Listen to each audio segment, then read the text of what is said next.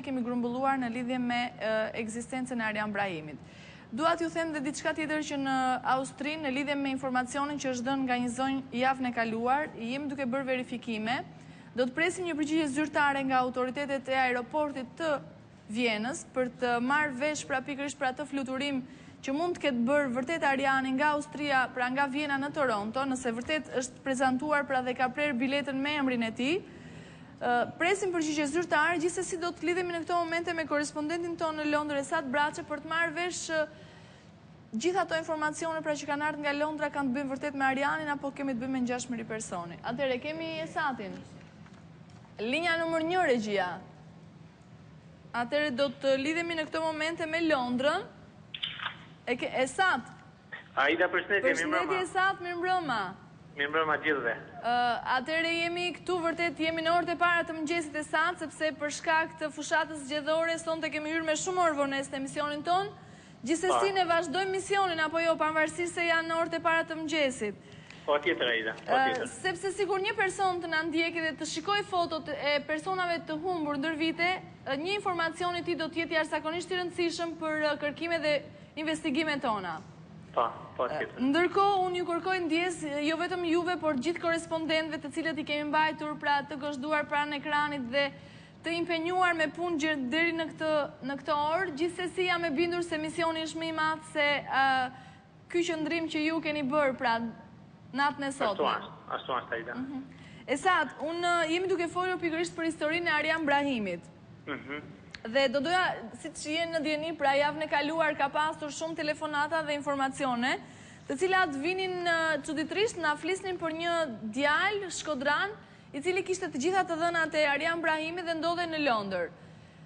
Ka pasur diçka të re që ju keni zbuluar këtë javë, apo është fytyrë e parë Arjani, apo çfarë mund të na thuar sonte në lidhje me këtë informacion? Aida, unë kam biseduar gjatë gjithë javës edhe me gazetaren Stelen dhe kemi marrë disa informacione do themi për ne janë të rëndësishme sepse ne e kemi pasi fare me vëmendje nga Londra për Arjan Brahimin, por çuditërisht tani shumë informacione po vinë për Arjanin. Edhe një nga këto informacione është dhënë në një lokal këtu në Barking, ku flitet se Arjan Brahimi shkon dhe vazhdimisht të kalon drekën ose mbrëmjen në atë lokal. Unë momentalisht kam biseduar me të zotin e lokalit, kemi biseduar dje, kemi biseduar gjatë dhe i kam paraqitur edhe fotografinë e Arjanit dhe ai u shpreh optimist se i duke i fytyrë po, megjithëse ai tha që unë tha nuk i shikoj shumë klientat kur futen brenda, por gjithsesi tha më duket si fytyrë po me fytyra. Edhe më garantoj se gjatë gjithë javës do të ishte në kontakt me mua për me po nëse Arjani do të vinte në atë lokal apo jo. Do themi se kemi edhe disa informacione tjera që shqiptarët tonë në Londër i kanë dhënë, bëhet fjalë për Manchester, flitet se jeton në Manchester, bëhet fjalë se jeton në Manchester, dhe jemi duke verifikuar, kemi marrë një adresë dhe jam duke verifikuar bashkë me do kolegë mi që jetojnë në Manchester. Esat, pra siç e tha dhe ju, dy janë të dhënat e para është në Barking, në Londër, apo jo, dhe tjetra është në Manchester? Po, dhe tjetra në Manchester. Kemi posë dhe një tjetër informacion që unë para pak minuta shpola me personin dhe e ka por këtu në North London, në një pazar, e ka por në North London edhe thot jam 100% i sigurt se ishte Arjan Brahimi. Unë para pak minuta shkam fol me te, momentalisht ajo është në punë se dhe donte të fliste direkt në televizor, por tha që kam pasur para pak ditë në një pazar. Edhe shoqërojta me një vajzë. Faktikisht Aida, duhet të them se deri tani gjitha këto janë vetëm informacione, por do të them se as edhe një gjë Allah nuk është që ne kemi arritë ta zbulojmë nëse kemi të bëjmë me të vërtetë me Arjanin apo nuk kemi të bëjmë me të. Deri tani janë vetëm informacione që japin shqiptarët në Londër. Esat, unë do doja të dija, flitet gjithmonë se është paraqitur me emrin e tij apo ka mban identitet tjetër? Kam një informacion që kam pas, flitet se emrin e ka Adi. Adi? Po, kështu, një informacion që kam pas nga një shqiptar. Flitet me emrin Adi, kurse të tjerë të njohin vetëm nga paraqitja jashtme edhe nga fotografia. Pra bazohen tek foto e tij dhe tek fakti se është nga Shkodra, apo jo? Po. Atëre këto janë të reat e fundit. Në lidhje me verifikimet që ju keni bërë në rrugë zyrtare nëpërmjet home office, pra nëse ai ka hyrë me identitetin e tij në Angli, keni marrë ndonjë përgjigje sot?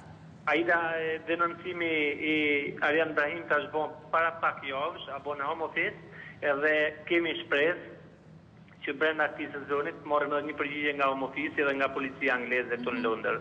Dihet burokracirat që janë për këto institucione, gjithsesi të paktën të marrin vesh nëse ekziston i regjistruar me këtë identitet, vetëm kaq. Po, duhet të them edhe se unë kam pasur edhe një takim me ambasadorin shqiptar para pak ditësh, edhe me zotin Zef Mozi, ku duhet ta falenderoj, edhe a shpreh i gatshëm për të na ndihmuar dhe ai qoftë në rrugë zyrtare apo në rrugë private ose në çdo lloj mënyrë për të na ndihmuar misionin tonë. Ne duam të falenderojmë gjithashtu ambasadorin shqiptar në Londër për ndihmësën dhe për krahjen që është duke na dhënë në lidhje me këtë histori dhe pse jo për histori të tjera.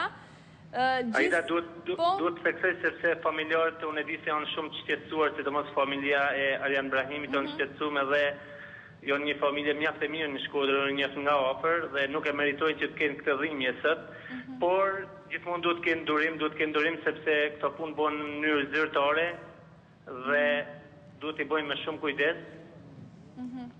Po patjetër, sot jemi në pritje gjithsesi për çdo të re që ne do të kemi dhe natën e sotme apo dhe ditën e nesërme në lidhje me këtë histori do t'ju njoftojmë.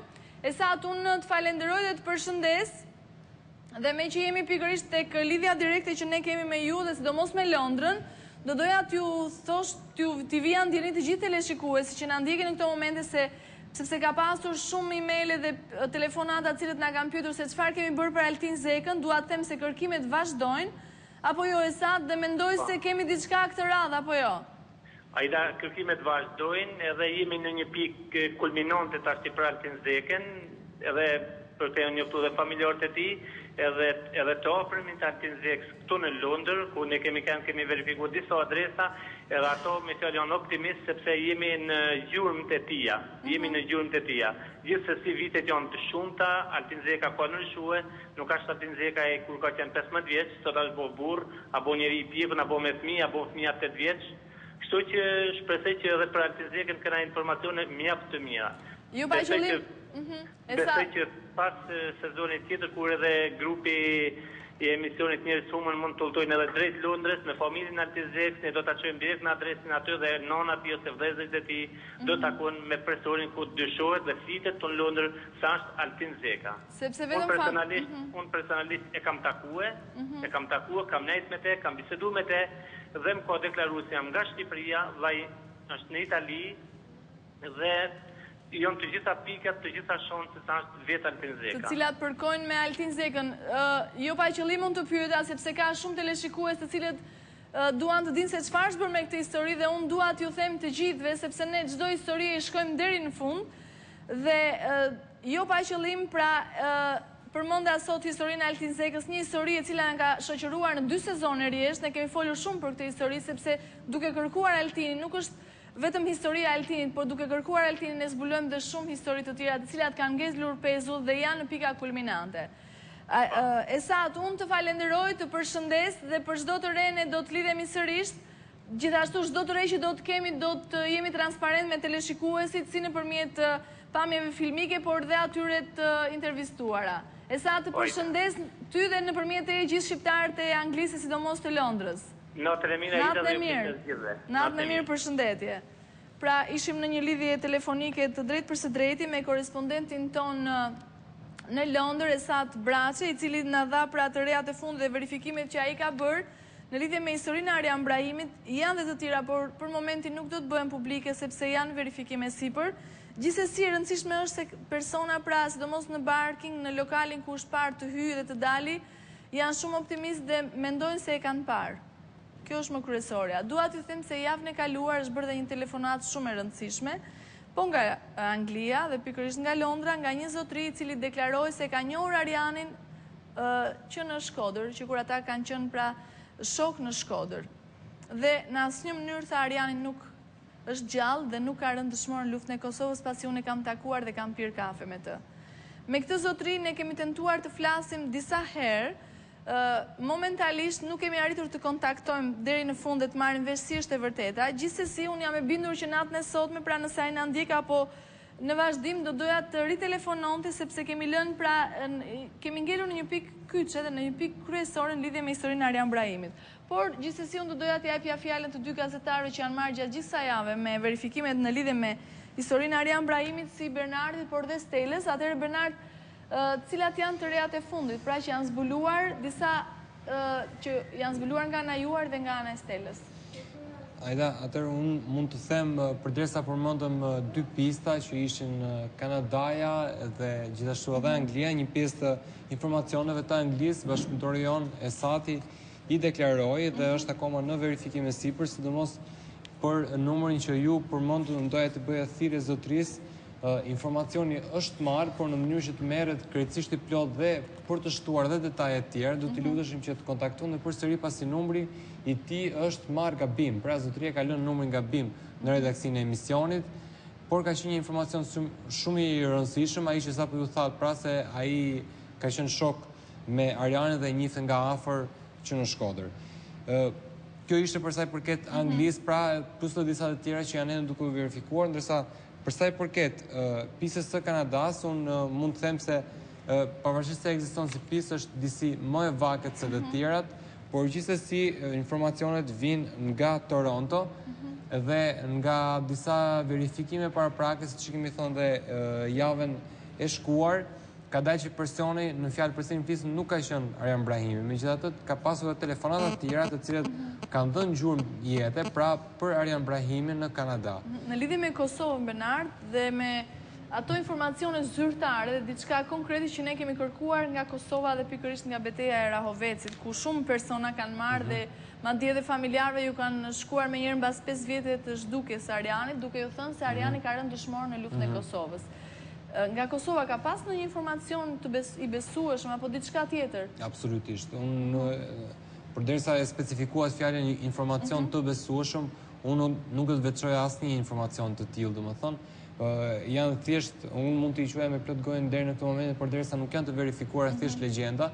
Pra, ndonjëherë fantazia e njerëzve mund të shkojë më tej së vërtetës, që kalon në një mit, në një legjendë që do s'do nuk është diçka e vërtetë, është diçka e fryrë, dhe deri në këtë moment përderisa familjarët nuk kanë diçka të saktë, pra nuk kanë mbi gjitha eshtrat e tij, për atë që supozojnë se mund të jetë Arjan Brahimi, atëherë kjo mbetet thjesht në gojdhënat e njerëzve, mbetet thjesht një legjendë, ashtu siç ka lindur edhe ajo pozitë gjeografike, pra ai maj që quhej Maja Shkodranit, por që në të vërtetë vetë kosovarët thonë se nuk ka lindur për shkak të historisë së Arjanit dhe as të betejës së Rahovecit për atëherë kur bëhet fjalë, por që ka lidhje me një tjetër histori dhe nuk ka lidhje pra me çështën në fjalë. Kështu që mund të them që është akoma pezull, derisa personat në fjalë të cilët pretendojnë se kjo gjë është e vërtetë, atëherë kjo mbetet totalisht një pistë, mund të them, e rrëzuar derisa ata të arrijnë të vërtetojnë një gjë të tillë.